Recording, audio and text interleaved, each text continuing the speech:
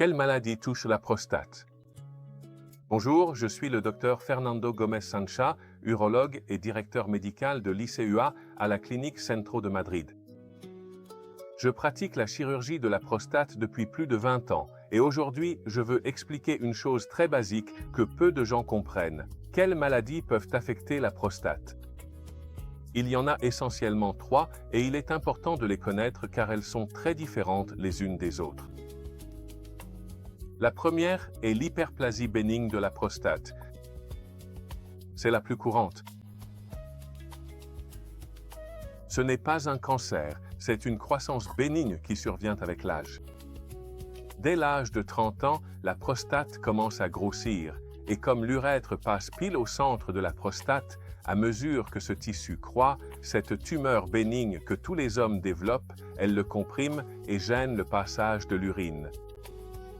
Les symptômes typiques incluent se lever plusieurs fois par nuit pour uriner, un jet faible, l'impression de ne pas vider complètement, l'urgence et parfois l'impossibilité totale d'uriner, ce qu'on appelle la rétention urinaire, un état douloureux qui nécessite d'aller vite aux urgences pour poser une sonde.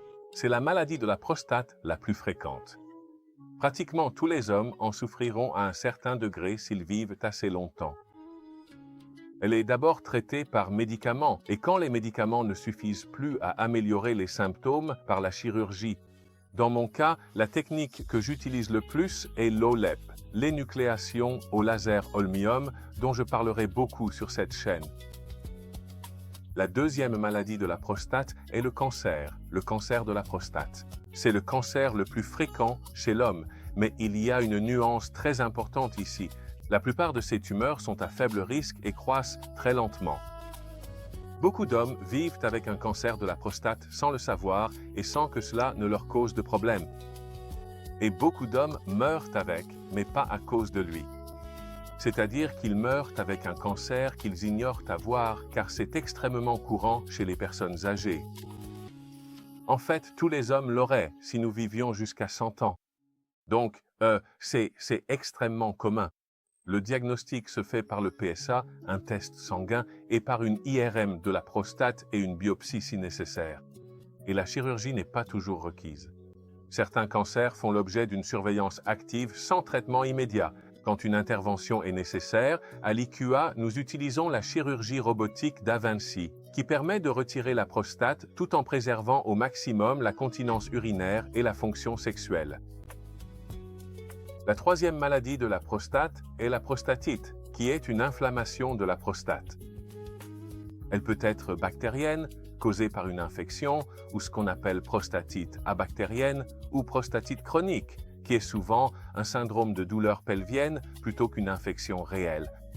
C'est plus fréquent chez les jeunes hommes, et bien que ce ne soit pas dangereux, c'est très gênant. On la traite avec des médicaments et parfois, la kiné du plancher pelvien aide beaucoup pour détendre les muscles pelviens contractés.